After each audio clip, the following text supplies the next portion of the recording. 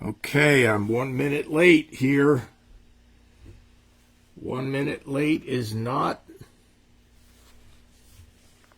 terrible, but it's not railroad time, as we call it.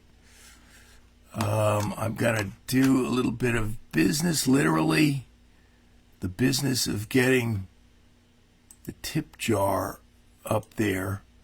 Let me say a word about that as I begin, because I had a troll on YouTube. I guess you really have made it when you finally get a troll criticizing you. And this moron was saying, hey, if you know Bonnie Raitt, how come you have to ask for tips? And I'm like, well, Chris Smither has 3 songs recorded by Bonnie Raitt, and he doesn't do concerts online for free. You know, this is what we put all our blood, sweat, and tears into, is learning the songs, writing the songs, rehearsing the songs, and then performing the songs. So there's no cover charge. I have never charged a ticket price or a cover charge on this channel. And so I'm inclined to just depend on your generosity, and many of you have been generous, and it's greatly appreciated. So thanks in advance for that.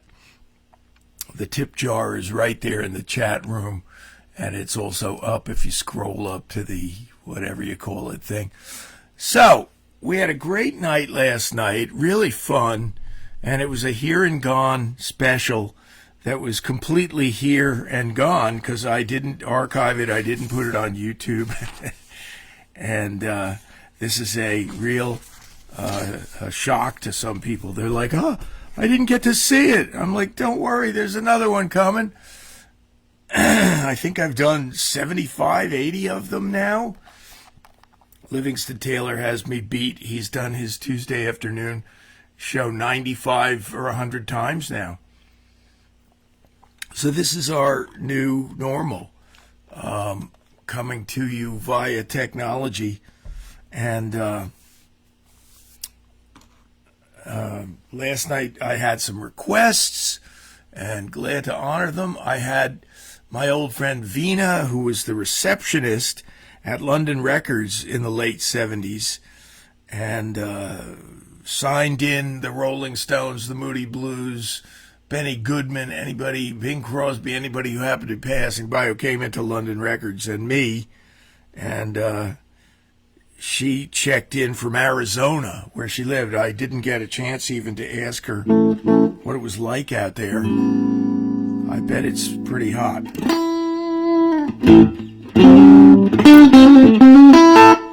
So when we play July 28th, who's we?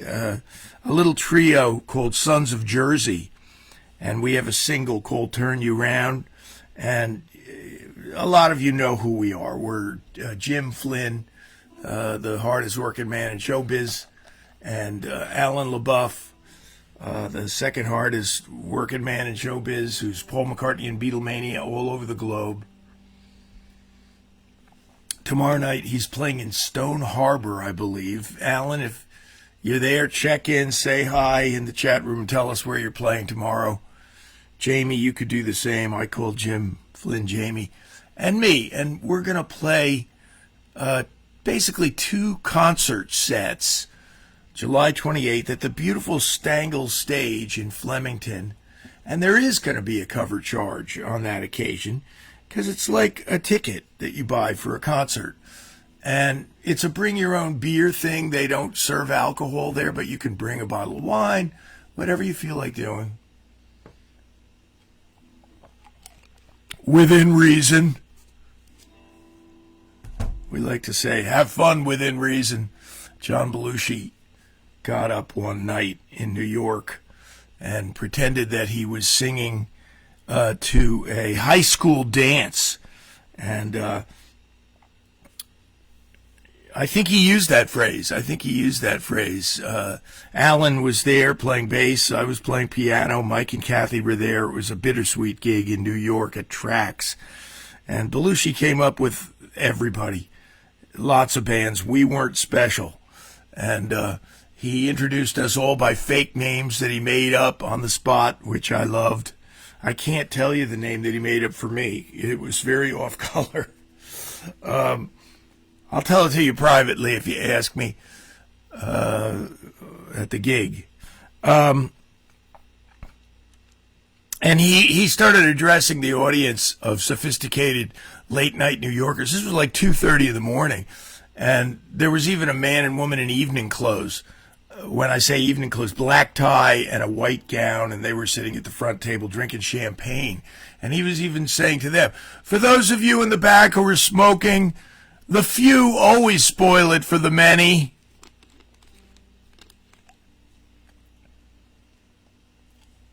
Yup, I'm going to be drinking a lot of water tonight. Vina asked me last night if this was a bottle of vodka because it looks a little bit like that. No, it's not. As intriguing as that idea might be. I've got the air conditioner turned off in here so that you don't hear this white noise through the whole set. So that night when we play with the Sons of Jersey, we're going to be doing some blues, but also some Beatles and blues. And we'll do some originals too. I'll prevail, I hope, upon the guys to let me lead us in a couple of my songs. And they're certainly welcome to stick some originals in there if they have them. So I'm going to do, I'm just talking about you. Your ears were burning. Alan is in the house. And where are you playing tomorrow night? I was just talking about it. You're playing with Beatlemania again. And go ahead and give us a plug there for that gig, Alan. What is the... I'm moving my mouse around here. What is the venue?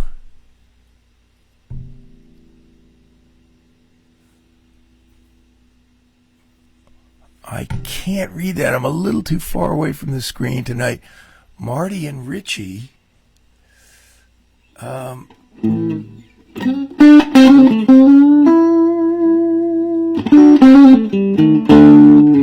Yeah, that's not my question. My question was, where's the gig, Beatlemania again? I think it's Stone Harbor, New Jersey. Here's one of my songs from the past year. I've written about 100 songs here in this house in Bucks County. 100 songs since about halfway through COVID. So the last year and a half. In the last week, and the last 2 weeks, I've written about 10 songs. And I'm not bragging. I'm losing track of them. I'm looking through my papers and I'm seeing songs I don't even know how to play. I don't even remember writing them, some of them, because I didn't have time to learn it. The Harbor Square Theater in Stone Harbor tomorrow night. That's Rich on drums. You're quite welcome. And what time does it start, Rich? And while you're posting that, I'm going to do one of my new songs, a blues.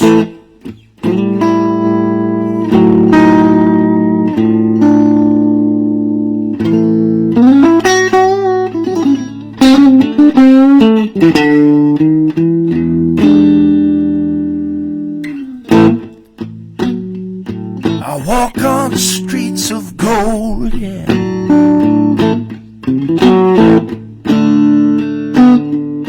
I won't get any older, but this side of heaven I will sing the blues.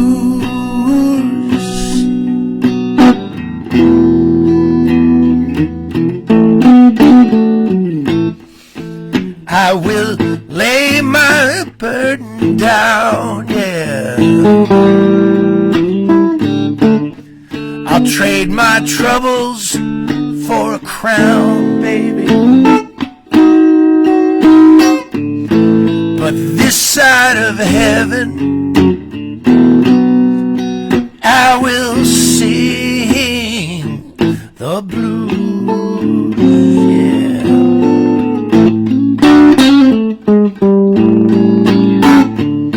My home isn't in this world, yeah. I'm headed over yonder.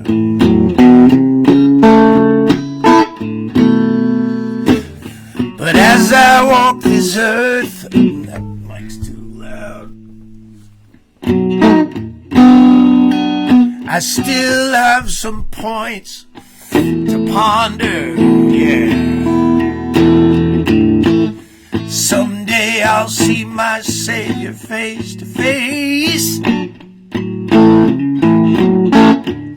In the meantime, I'm still in this human race.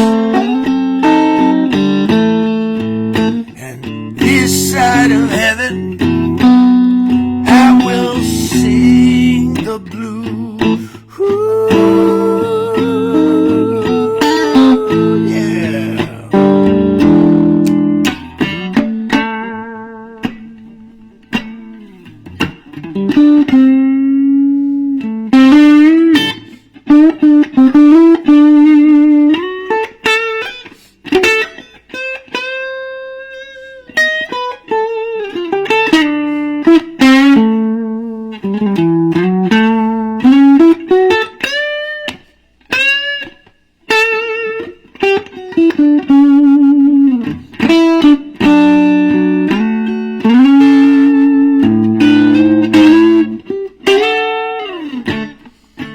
My home isn't in this world.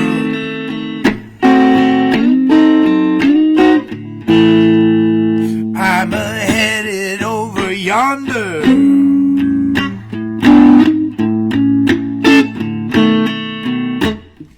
But as I walk this earth,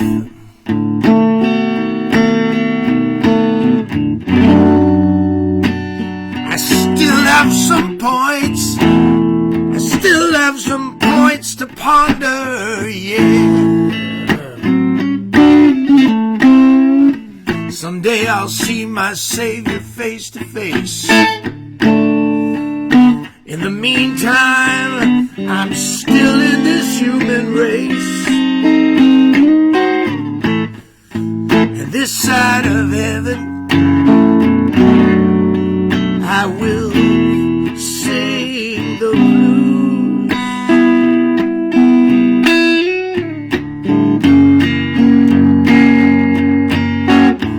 This side of heaven, yeah, I will sing.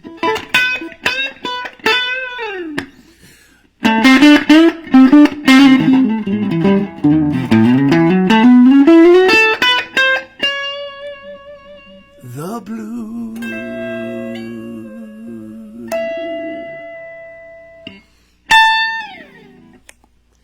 Okay, I got the blues, and I'm going to shift gears entirely now, and I'm going to pluck out my favorite ukulele. I have got tons of ukuleles. I'm sorry.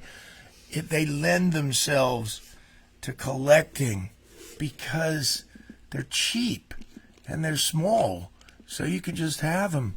You can hide them.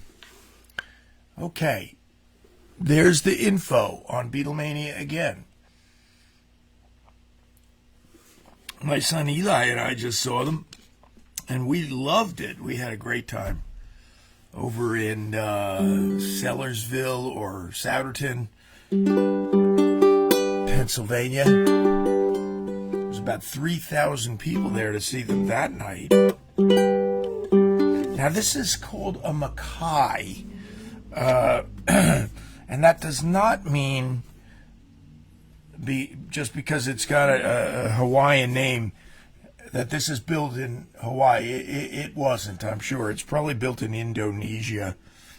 But it's made out of mahogany, which I really am a proponent of for the ukulele. The best ukuleles sound the best because of mahogany. Thanks, Rich. That last song wasn't original, This Side of Heaven. It's slated to be recorded, and Lord willing, it will be. And I'm going to sing it at church, if you can believe that. I'm going to sing it at Trinity Church in August, where I am doing the music every week in August, every Sunday in August. Alan, you're invited. Lucky you. Would you come and sing something with me, maybe, at your mom's old church? This ukulele is different than the ones I've been playing on the show, in the sense that this is a tenor ukulele. Wasn't very expensive.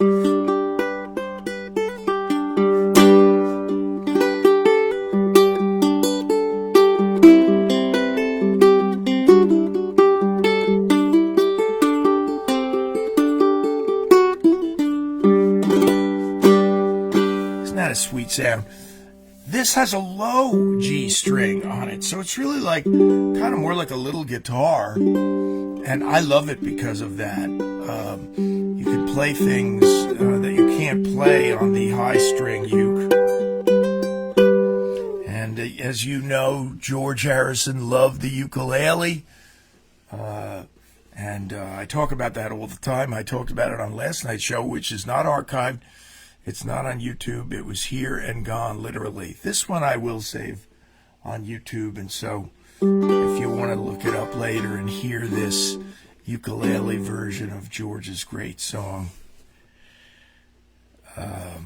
you can almost picture him strumming the uke on this. Something in the way she moves tracks me like no other lover. Something in the way she woos me, yeah. I don't wanna leave her now. You know I believe in how. Something in her style that shows. All I have to do is think of her. Something in her smile that shows me. Don't wanna leave her now. You know I believe in how.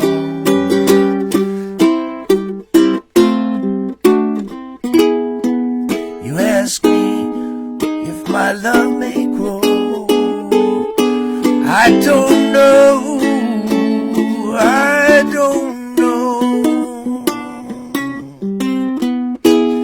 You stick around and it may show. I don't know. I don't know.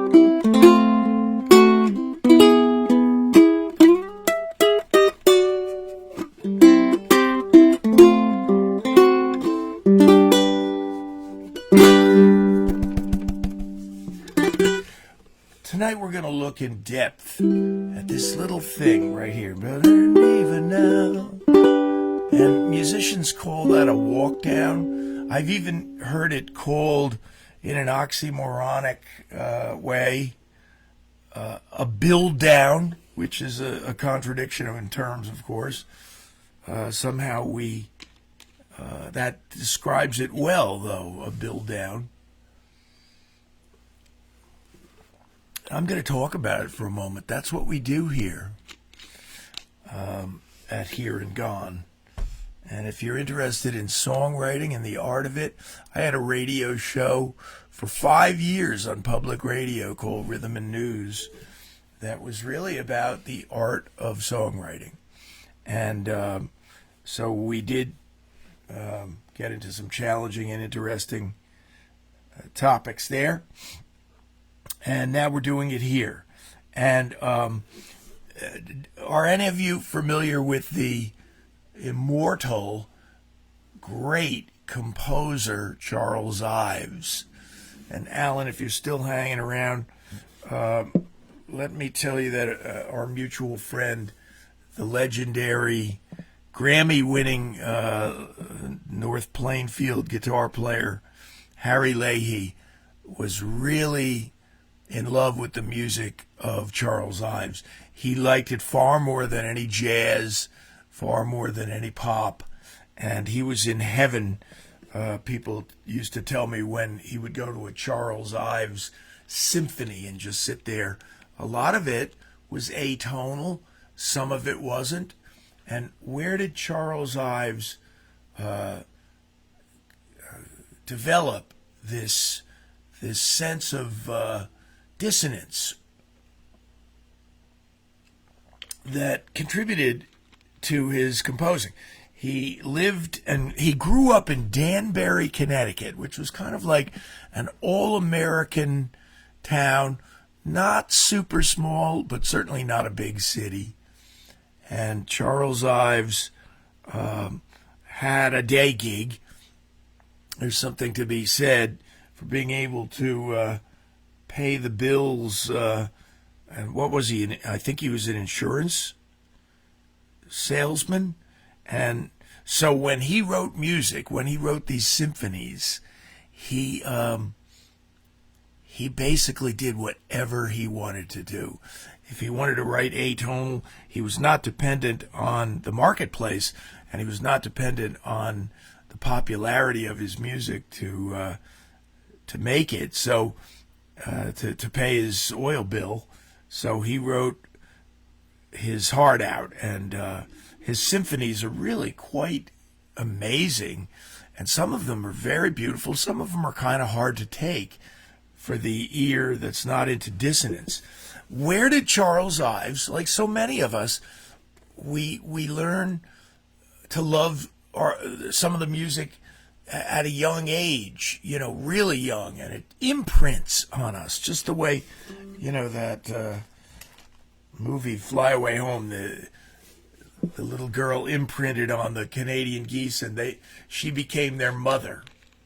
So this Alan, and I assume Rich, and a lot of our friends, we grew up in the New York area listening to 77 WABC. Ed Stasium, the great producer of the Ramones and Talking Heads and Living Color, he just said recently how, 77 WABC was kind of like his religion almost growing up. Now, all those songs imprinted on us, didn't they? But Charles Ives grew up before radio, and he was walking down the street on the 4th of July, so this is how timely is this, and the parades were happening all over the little town or medium-sized town of Danbury, Connecticut, and as he walked down the street, there was a brass band coming around one corner playing a song in one key, a patriotic song, and then a brass band came around the other corner playing another patriotic song in a different key, and Charles Ives, as a kid, was standing there, 9 years old, 10, whatever he was, and he said, "That's the most beautiful thing I've ever heard." And it imprinted, and he spent the rest of his life writing music like that. Yes, he even has a symphony where there are 3 or 4 hymns being played at the same time or something crazy like that, and they turn out to sound dissonant. Now that happened to me, friends, and I want to tell you about it tonight. Really haven't talked about it much because I was afraid of being dismissed as a lunatic, as a nut. But I don't think I'm nuts. I think this just happened to me when I was 16, and it imprinted. And my friend Tony Peticchio and I had the good fortune, through the generosity of my grandmother and Tony's parents, we flew to Switzerland when we were 16, and we stayed at a camp there. And then after we left the camp, we kind of wandered around and did our thing. And maybe the best thing we did the whole trip, friends, was to take a boat ride on Lake Geneva. And we went around the perimeter of the lake. You actually get down to one end of the lake and you see the Alps in front of you. And this was a hydrofoil. Is that what it's called? Or a hydroplane? I think it's called the hydrofoil. And what you do is you hydroplane in it. So it goes blazingly fast across Lake Geneva, and it goes up on these like stilts things. And then when you get to the other side and start to do the tour, and you're sitting in this beautiful dining room and looking out the window, and we just took it all in, and we got all the way around to the other side of Lake Geneva, and we got to Montreux. And they either announced it or there was a sign. Montreux is famous for its love of music. Who lives in Montreux? The famous country singer. Shania Twain lives in Montreux, Switzerland. And they have, for years, had the Montreux Jazz Festival there. I think they have a blues festival there. And they've always loved their music. But they were having a little, very local music festival. It wasn't big. And there was a couple of dozen people there, not a couple of hundred. And there was a little, like, island stage out in the water of Lake Geneva, and you would have to get there by a little boat. And the musicians were playing on this stage. And I don't even know if there was amplification out there. How would you have an amplifier? You'd get electrocuted. I'm really unaware of how somebody was scoffing at me the other day because I didn't know how you could even play in a rainstorm. But everybody plays in a rainstorm now.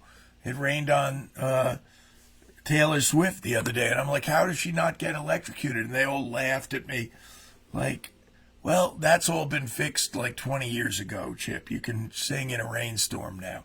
Well, this young girl, she was a teenager, and she seemed to be wearing a kind of uniform. She was wearing what looked like kind of a school uniform, and she was standing alone on this little stage as we went by her and just playing a solo trumpet out across the water. And well, she was only a teenager, so she couldn't have been a virtuoso trumpet player, but she was a great trumpet player in the sense she just played this sweet, beautiful solo version of what? Chim Chim Cheree. And it was a new song when she was playing it. It had only come out a year or two before in the movie Mary Poppins. And so here's how this whole thing is going to come together. Remember, I don't want to see her now.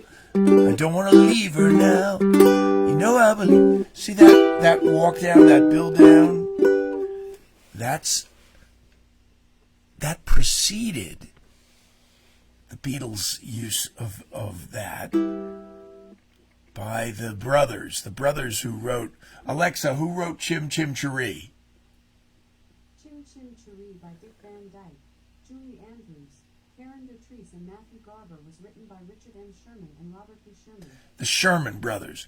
Richard and Robert Sherman, great songwriters, hired by Walt Disney, wrote this. Chim Chim Cheree, Chim Chim Cheree, sleep is as lucky can be.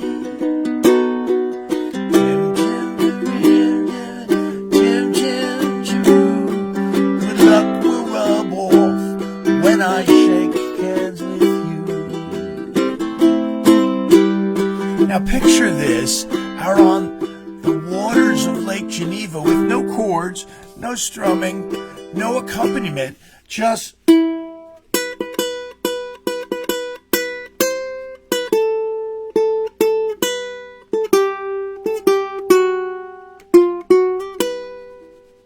on a trumpet with a young girl playing.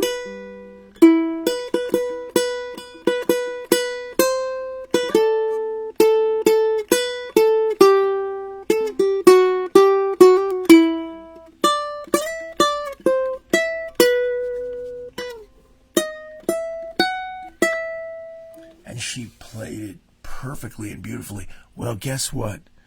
That imprinted on me. And forever after, I have been what you might call a pop music minimalist.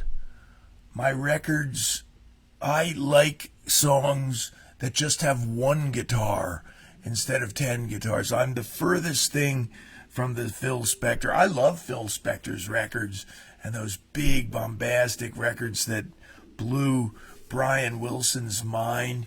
But if I had my choice, I'm gonna have to leap over my amp,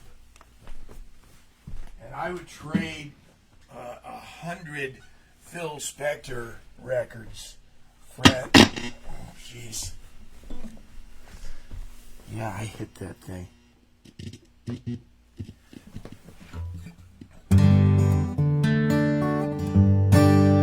I just played this past Tuesday night in Central Jersey at a beautiful place called the Chelsea.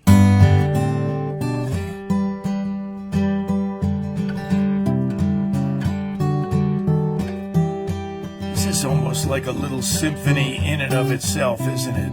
And who influenced this?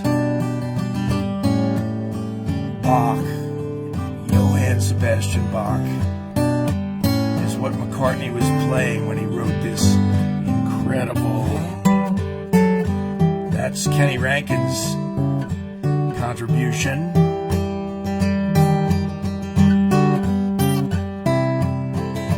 That's the Chim Chim Cheree, in a way, of pop music, the Chim Chim Cheree moment. Yesterday is one guitar and a string quartet, as you know. I'm into it like that. James Taylor's song "Close Your Eyes" is one guitar with a couple of single note overdubs at the very end. The whole song is just one guitar and then James overdubbing his own vocals, and that was a mind blower to me. That was one of the big influences on my taste. So it all came from that girl, I think, on Lake Geneva. So it makes a good chapter for my musical autobiography. Now let's get back to this thing we call the walk down, the build down. A year or so later, John Lennon came up with, you see this resemblance?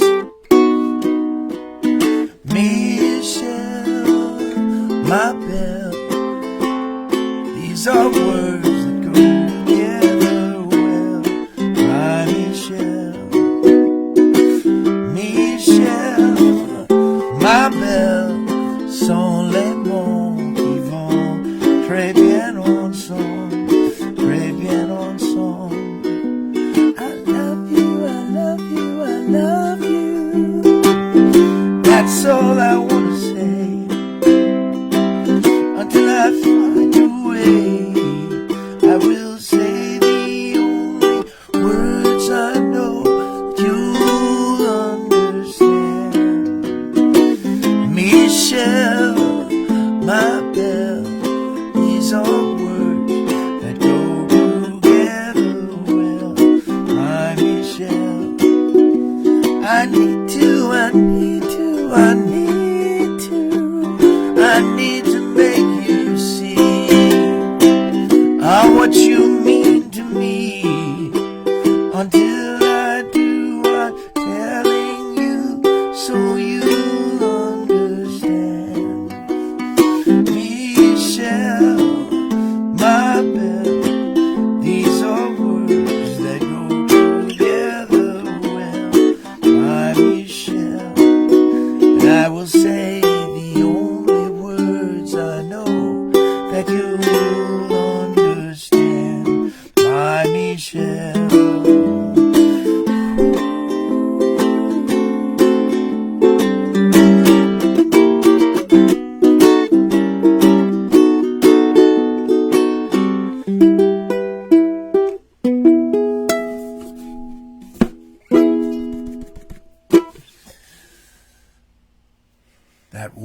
That walk down comes from Chim Chim Cheree. That's the first time it appeared in pop music, to my knowledge, although it's in older songs. It's in Tin Pan Alley songs. I'm just talking about in the 60s. Where did it appear first? In the Disney movie Mary Poppins. Let me find another example for you. Let's see.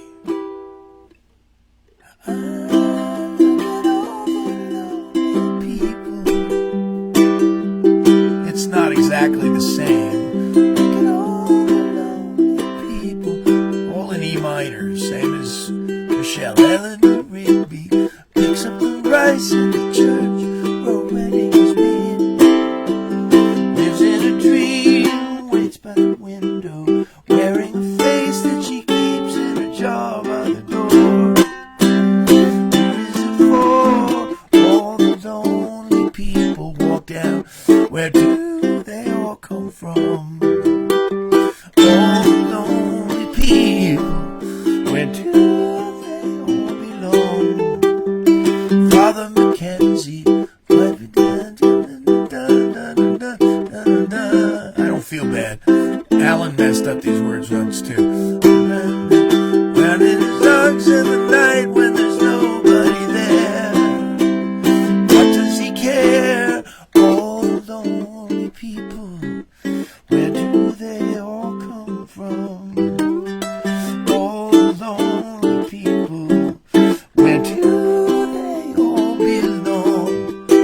Oh, look at all the lonely people.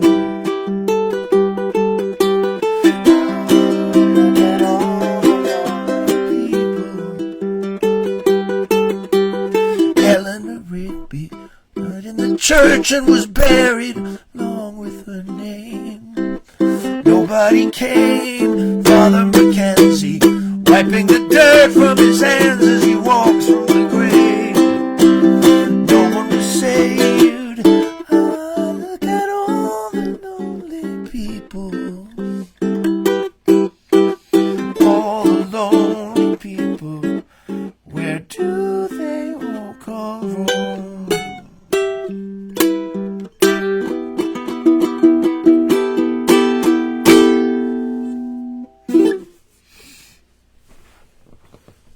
Okay, you never heard it done on the ukulele like that before, friends. I almost had the string octet going. Does everybody know we got two guys from Beatlemania in the house, so this is not news to them. Hi, Scotzo.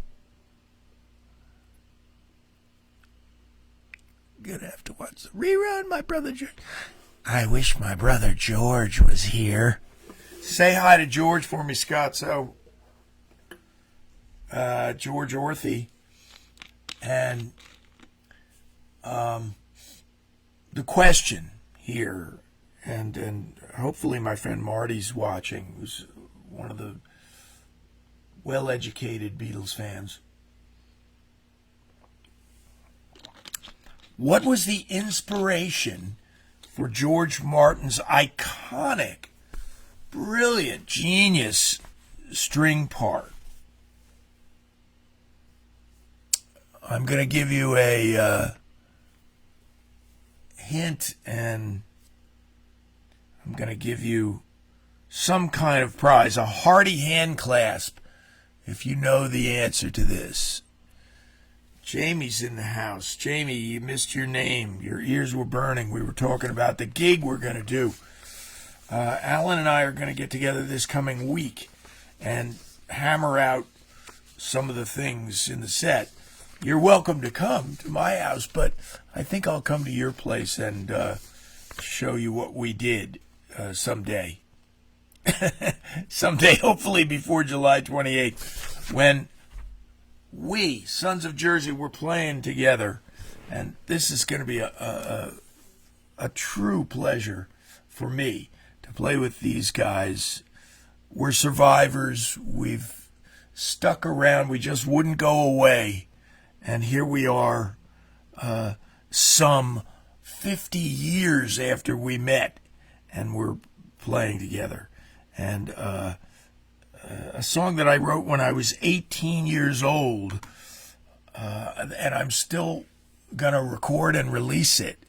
And Jamie was the first person to encourage me on it, and now he's playing the drums on the record of it. And yes, it is going to be done. Don't worry, I'm not going to let it die on the vine.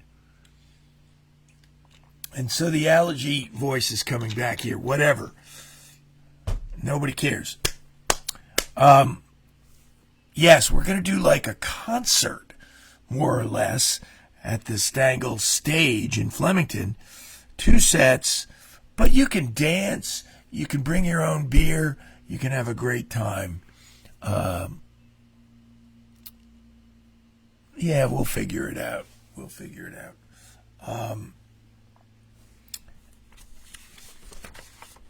You didn't hear my story, but you'll have to go back and rewind and listen to why I am a musical minimalist. It didn't just happen by accident. There was an amazing incident in my life on Lake Geneva, Switzerland. It makes me sound like some kind of sophisticated world traveler, and I'm not. I've hardly gone any place. By the way, for some reason, and people do encourage me to tell these stories, for some reason, look, before I tell any more stories, this little thing is for sale. What a wall hanging this would be. It's $100 for this. And if nobody buys it in the next 15 minutes, it's going to be $75. It's an original Chip Murgot l'objet d'art. And what can I tell you? Let me put it up closer. I'm very happy with the way it turned out. Look, there it is. It's got Jackson Pollock-like paint on the neck, etc., etc. If you live in Bucks or Hunterdon County, I'll drive it to you. I'm probably not going to ship it anywhere. It's a little too fragile. But I will personally deliver it to your house. Private message me if you feel like it.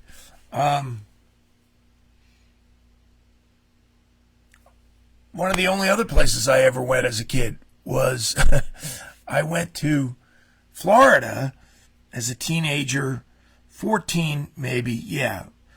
I think I was a freshman. I was 13 or 14 in Watchung Hills High School. We went to Florida for Easter vacation, and it was Delray Beach.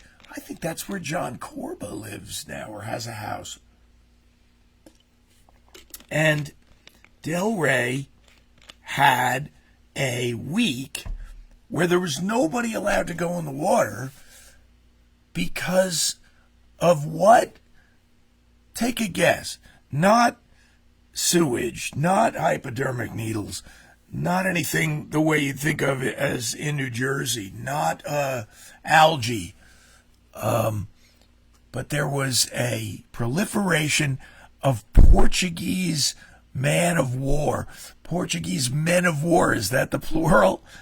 And they inundated this beach, and a guy swam into some of them and got rushed to the hospital with heart problems at this exact beach. And so let me tell you this story, and then I'll play you another song. And the time is racing by. And thanks, friends, for those of you watching who are availing yourselves of the tip jar. I really appreciate your generosity and your encouragement, because it encourages me to keep going with this show. Is that mic on? Yes, it is.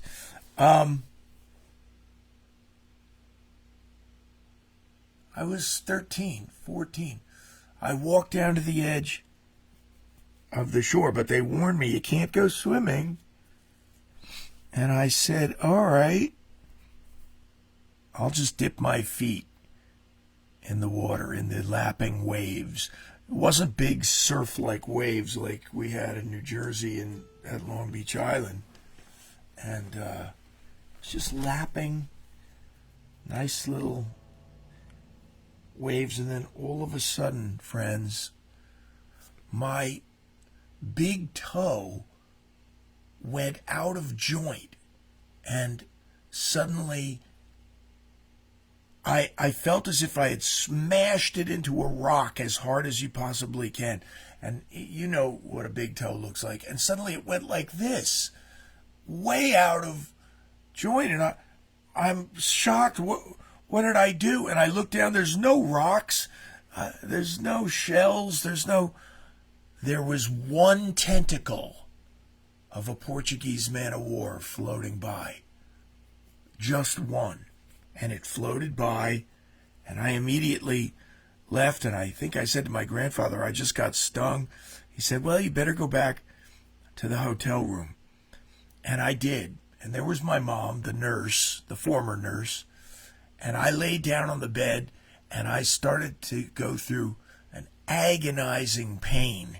And it came up from my toe, through my legs, and I was writhing around on the bed, and I don't know, she probably gave me aspirin at some point. It came to my stomach, this pain. This is one tentacle. I didn't get stung by a Portuguese man of war. I got stung by a tentacle that had broken off from a Portuguese man of war.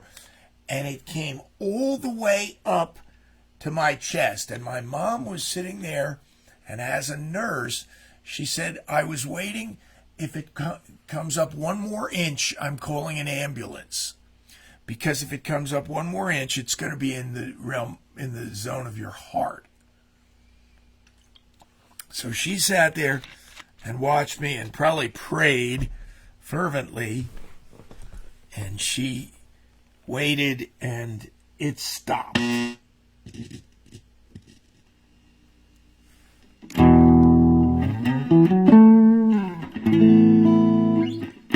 If I was down south, a native Floridian blues man, I would have written a song about it.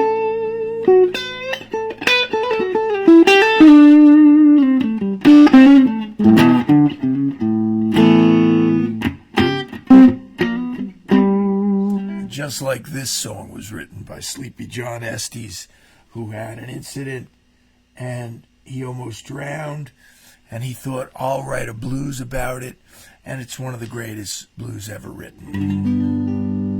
Well, I never will forget that floating bridge.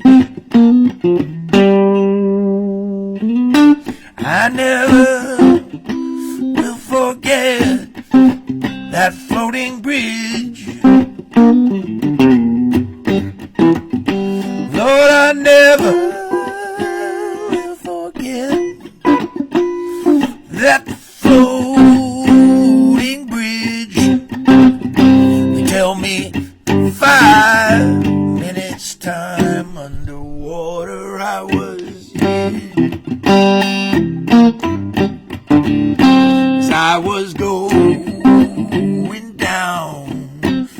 I throwed up my hands as I was going down. I throwed up my hands as I was going down. I throwed up my hands, saying, please, Lord, take me to dry land. Yeah.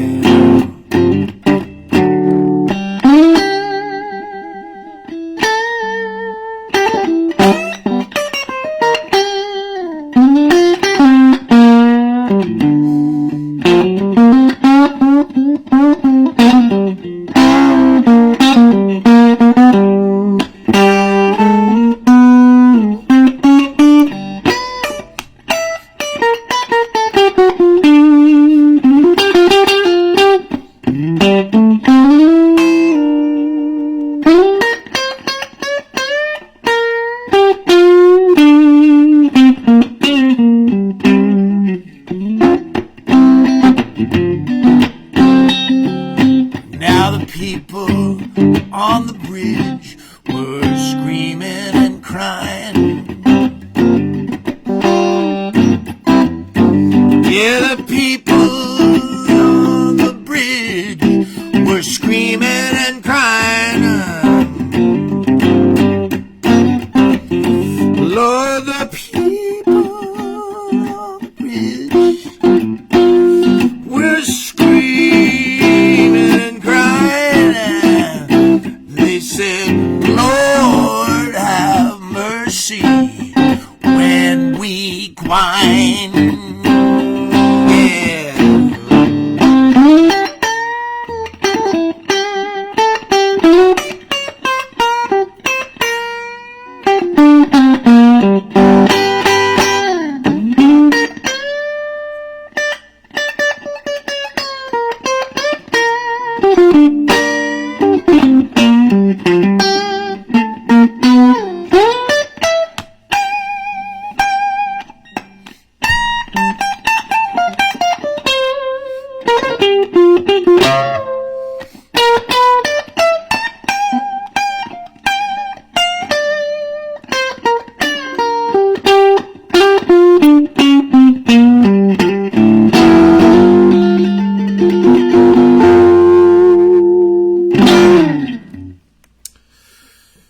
Okay, that's my little Fender Stratocaster that I bought from a store in North Carolina.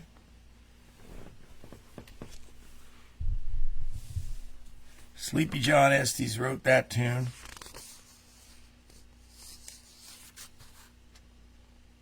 What in the world should I end on here? I have a feeling that I got something. Okay, friends, this is now...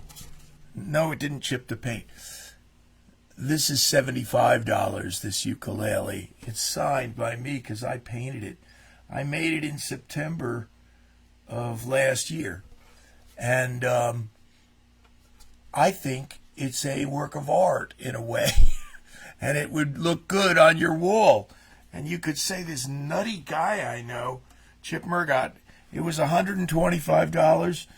Then it went to $100 at the start of this show. Now it's $75. Because it's a piece of art, friends. I don't know. I don't even know what to do here.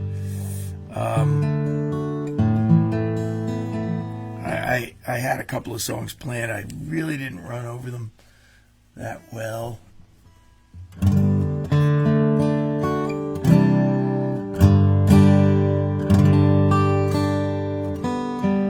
Kind of turned some heads and maybe even I don't know, annoyed some people recently when I performed my old song Remember My Name.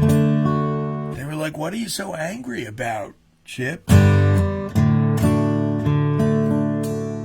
was angry when I wrote this song, but what can I tell you? I I got to dredge that up to sing the song. Thank you, Jamie. That's always good to hear from a man with your ears. So I'm going to end this show on a song I wrote many years ago for my band, The Stingers, at the time. And please forgive me for saying this, but we used to blow the doors off O'Connor's when we did this song. And it's on a record. It's on a vinyl LP called Room Full of Noise. It never got digitized, never put on iTunes, never put on Spotify. And so what can I tell you?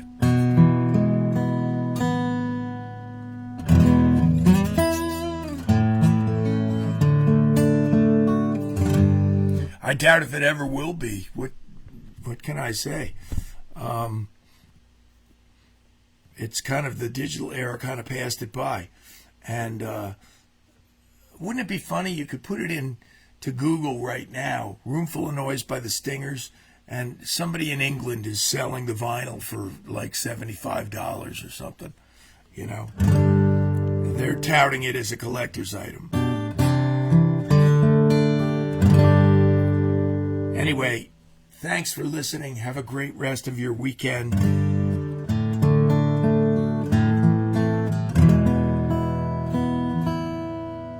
And I'll be back. You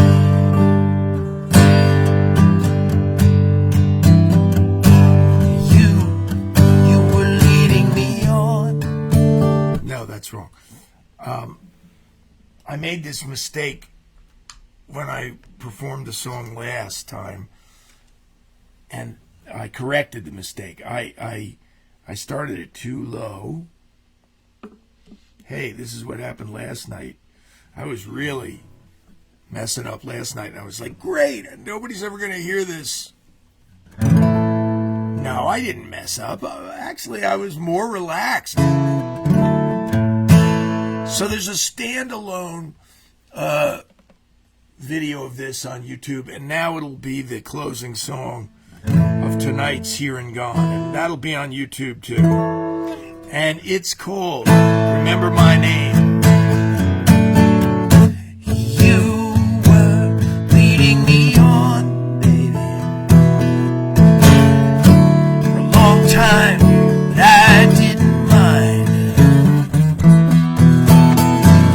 But now I'm starting to think you're just wasting my time. You really wear it so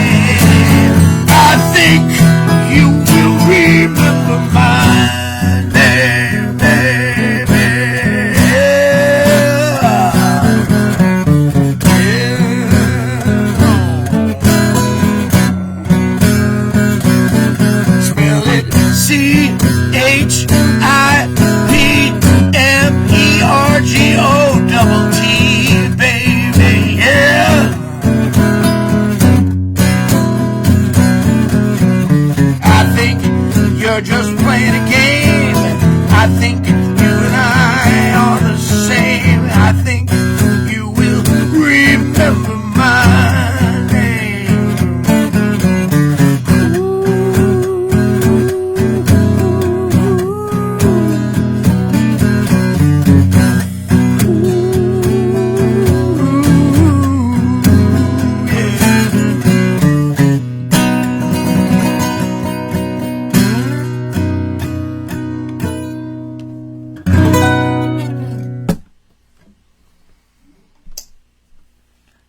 Godspeed to you.